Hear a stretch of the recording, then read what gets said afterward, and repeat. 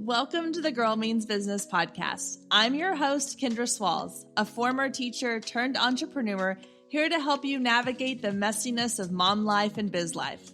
Each week, my guest and I will share our experiences, insights, and tips to help you move your business from survival mode to success mode. So grab your favorite drink and let's dive in, because this girl means business.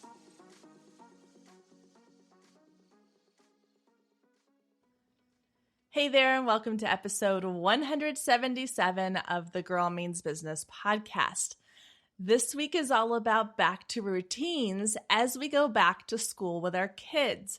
So my kids officially started school last week. We had 2 days, and then this week is our first full week. And as much as I love the summer months, as much as I love having my kids home and having a relaxed schedule, getting to sleep in a little bit, getting to go and have fun adventures with them, I also really love my daily work time when they're at school.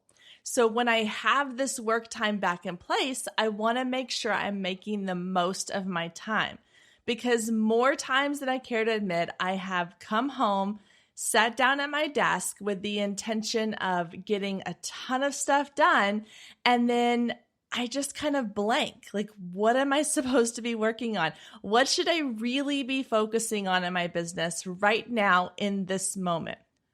Or maybe you're the mom who still has little kids at home, and so your focused work time is an hour or two at nap time, or an hour after the kids go to bed. So it's even more important that you have a really focused plan for what you're going to accomplish during that limited window of time that you have to get things done. So today, I want to walk through 5 things that can help you make sure that you are focusing on the right things in your business to really help you feel productive and accomplished during your work time. Let's start with tip number 1, and that is to think about what are your goals. Now, I want you to think of this in 2 ways. One is go back and think back to what are your big long-term goals for this year in your business. I know it seems like August is a weird time to talk about that, but most of us create goals in our business back in December or January. And then come these summer months, things get crazy, or we're halfway through the year and we forget to go back and check in on, are we accomplishing the goals we set out for our business? So I want you to do a little check and see, where are you on your goals? Because we only have a few months left this year, and I want you to make sure you're accomplishing most, if not all, of your goals for this year. So what can you be doing right now to help you achieve those goals? So that's part 1. Part 2 is I want you to think about, what are your immediate goals in your business? Now, let me give you an example. Right now, as I'm recording this, to my left, I have a whiteboard with 3 projects I'm working on in my business currently. These are 3 projects I'm hoping to have finished and out into the world before the end of this year. And under each project, I have tasks that need to be accomplished in order to help bring these projects to life before the year ends. So when I am done doing my day-to-day task and I'm thinking, what else should I be working on in my business? I have a visual reminder right here on my wall of, these are the things that you need to be doing to move the needle forward on these projects you want to accomplish, on these goals that you want to reach before the year ends.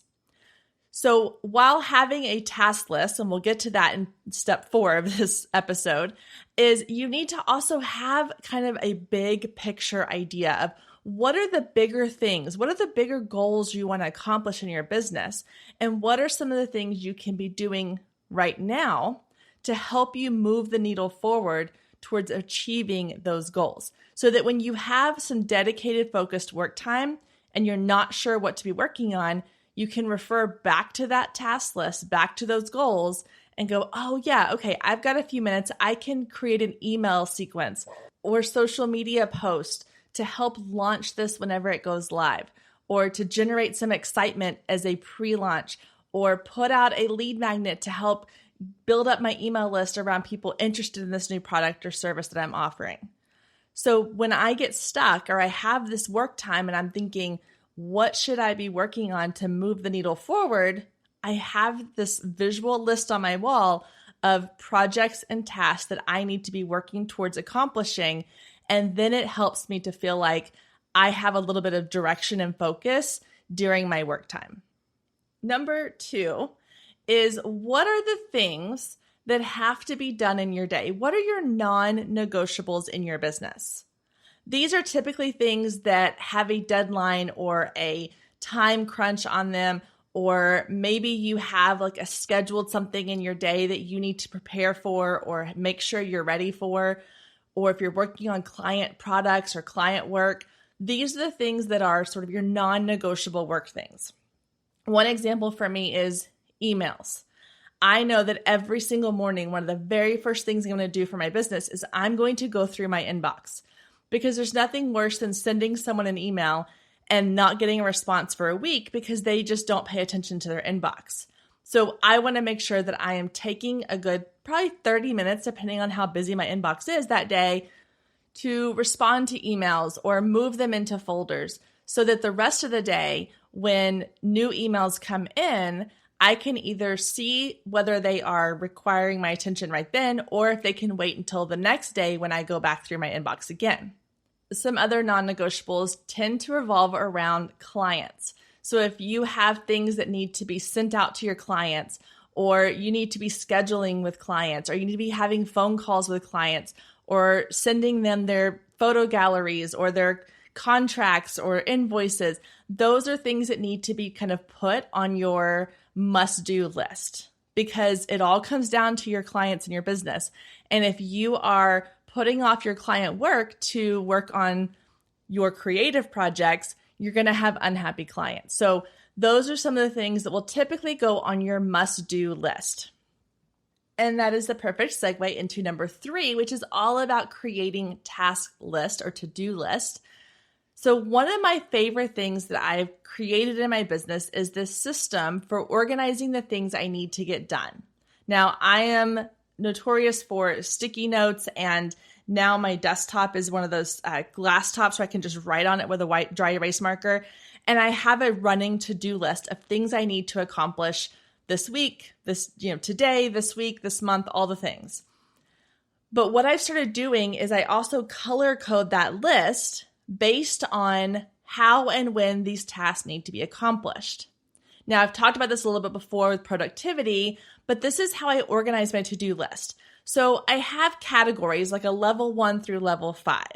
So level 1 tasks are typically tasks that don't require a lot of my time or attention. I don't need a ton of focus. So I can be doing level 1 tasks while I'm doing other things. I can respond to that email while I'm cooking dinner, or I can be answering Instagram direct messages while my kids are outside playing and I'm on the porch. So these are tasks that don't require a ton of dedicated focus. And then level 2, 3, and 4 work their way up through the ranks of how much time and focus do I need. And then I get to level 5, which I'm like, these are the tasks that need the most focus and concentration and quiet. For example, recording this podcast episode. I made sure I started doing this while my kids were gone for the day. The house is quiet. I don't have any other calls or plans scheduled for the next few hours. So I have a lot of dedicated focus time to get this done. And I can record multiple episodes at one time because I know I have that dedicated focus time. Or maybe I'm going to be planning a coaching call with a client. I'm going to plan that coaching call during a time when I can be focused, when I don't think I'm going to have distractions, when my kids are out of the house, when my husband's not around, when there's not a lot of noise going on around me. So those are my level 5 tasks. So I go through my to-do list, my task list, and I organize them based on how much attention and focus they need. And I make sure that if I only have 2 hours a day of quiet, focused work time, I'm going to focus on those level 5 tasks first. And then I can do the level 1, 2, and 3 tasks while I have my kids around, while they're watching a show, or while we're cooking dinner at night, or while I'm sitting in the pickup line at car pickup for after school.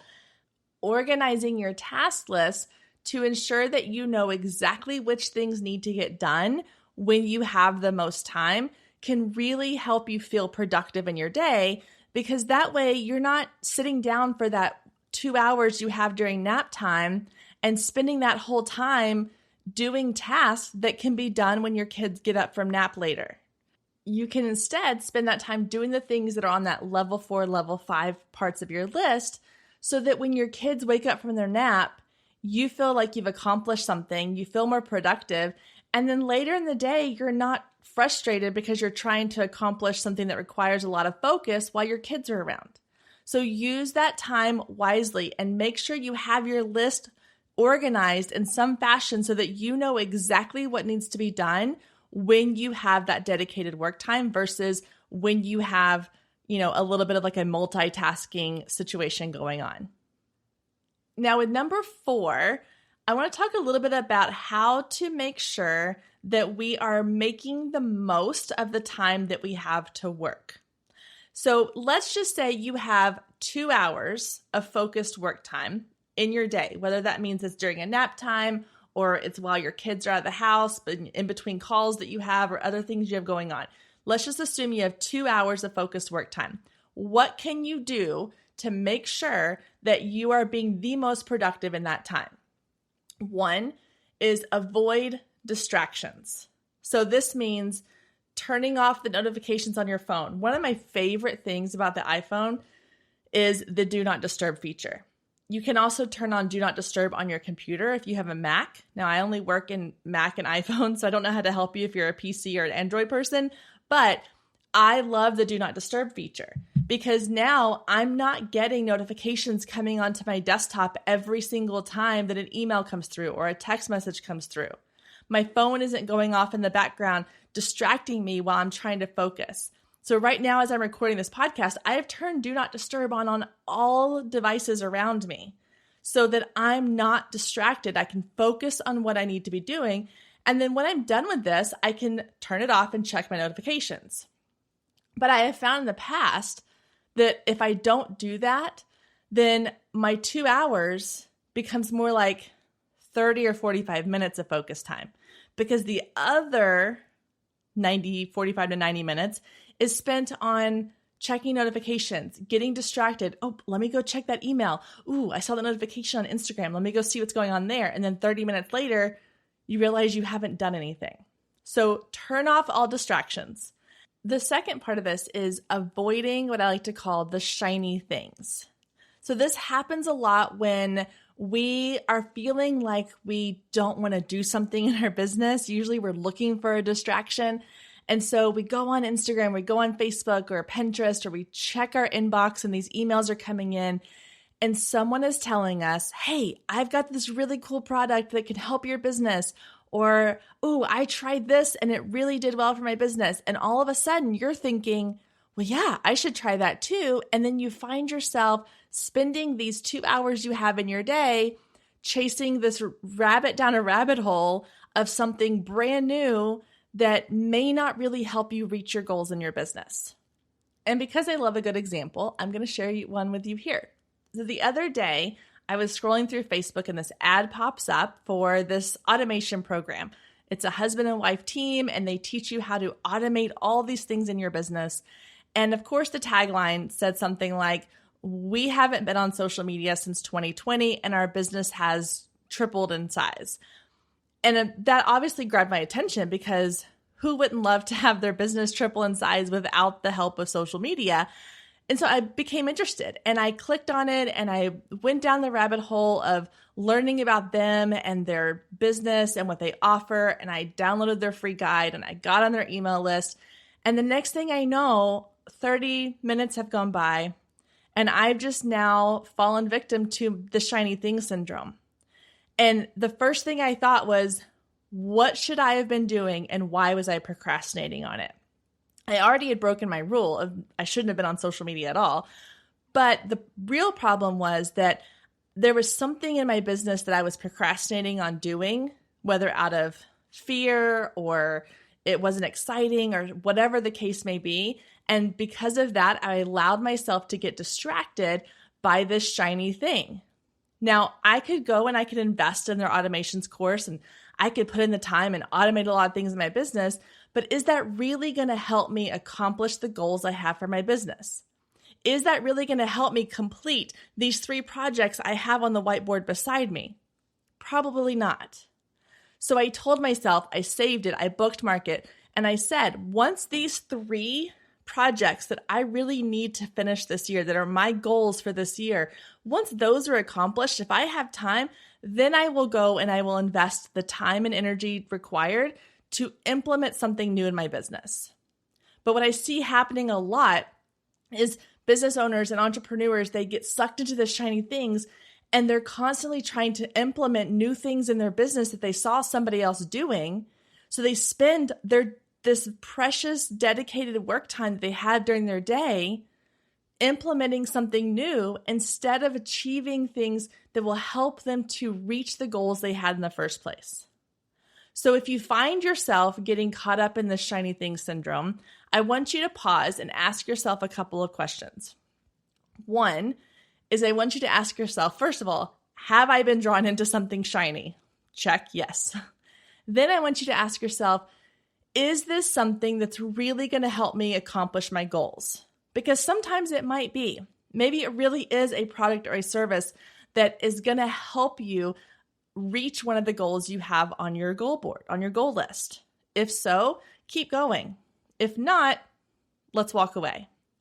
And then I also want you to ask yourself, do I really have the time and money to invest in this new shiny thing? Because if not, even if it will help you accomplish a goal you have, if you don't have the time and resources to really make it work, then it's not worth investing in right now. It's not worth going down that path right now because there's other things you can be doing to help you accomplish your goal. There's other things you can be doing with this very limited, precious work time that you have. So one is to try to avoid the shiny things at all, but 2 is if you find yourself going down that rabbit hole, I want you to pause and ask yourself those questions before proceeding any further, because you could be just using it as a distraction to not accomplish something else you need to be doing during your work time. Stay with us. We'll be right back. If you've been listening to the Girl Means Business podcast for any amount of time, then you know my love of email marketing runs deep. Not only is it a great way to generate new leads, but it's one of the most effective methods for nurturing warm leads and turning them into sales. Now, over the years, I've tested several email platforms, and my favorite by far is Flowdesk. Not only do they make email marketing simple and easy, even for the technically challenged, but they have everything you need to create stunning emails, capture leads, make sales, and automate the entire process, giving you time back in your busy day. And the cherry on top is you're only charged one flat fee no matter how many subscribers you have. So while other platforms will increase your price when you go over your pricing tier limit, Flowdesk has no price increases or hidden fees. If you're ready to give Flowdesk a try, click the link below in the show notes to save 50% off your first year. Let Flowdesk help you design emails people will love. Click the link below and check it out. I have a feeling you're going to love it just as much as I do.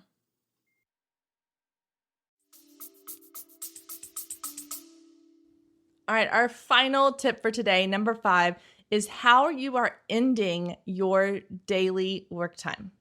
So for me, when my kids are in school, typically my work times are kind of 9 to 3. And so right around 2:40, 2:45, I stop working and I start preparing to set myself up for success for the next day.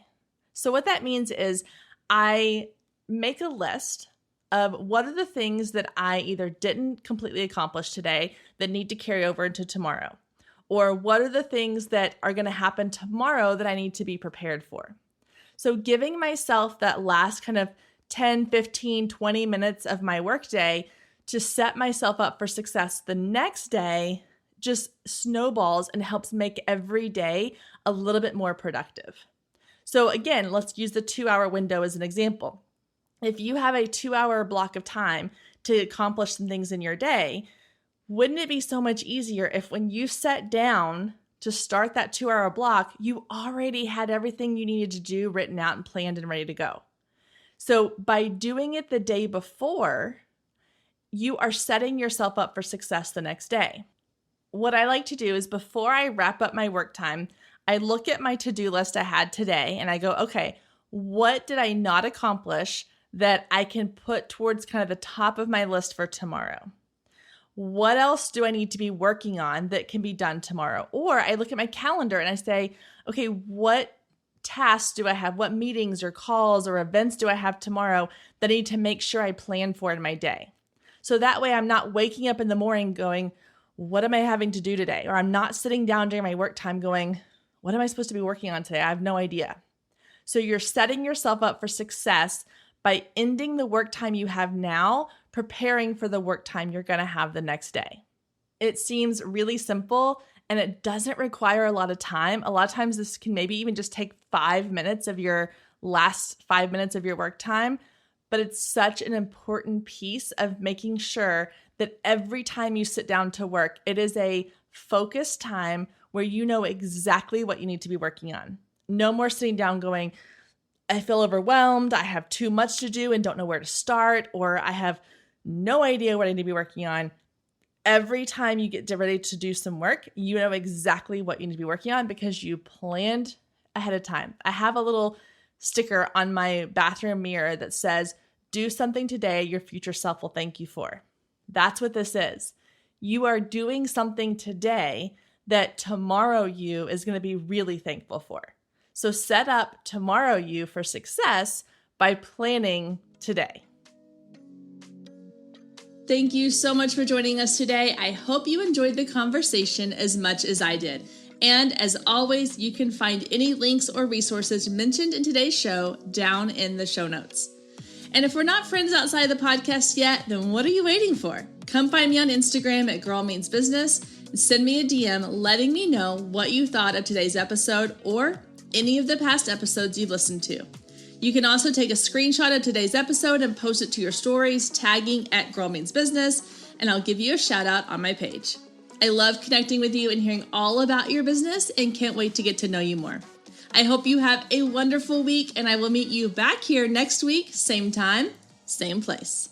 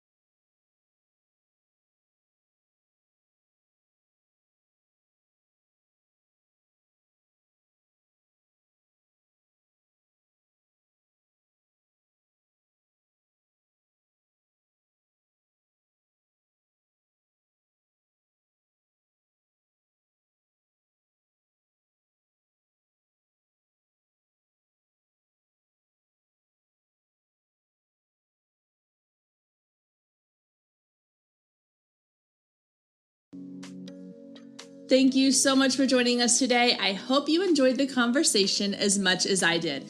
And as always, you can find any links or resources mentioned in today's show down in the show notes. And if we're not friends outside the podcast yet, then what are you waiting for? Come find me on Instagram at Girl Means Business and send me a DM letting me know what you thought of today's episode or any of the past episodes you've listened to. You can also take a screenshot of today's episode and post it to your stories, tagging at Girl Means Business, and I'll give you a shout out on my page. I love connecting with you and hearing all about your business and can't wait to get to know you more. I hope you have a wonderful week, and I will meet you back here next week, same time, same place.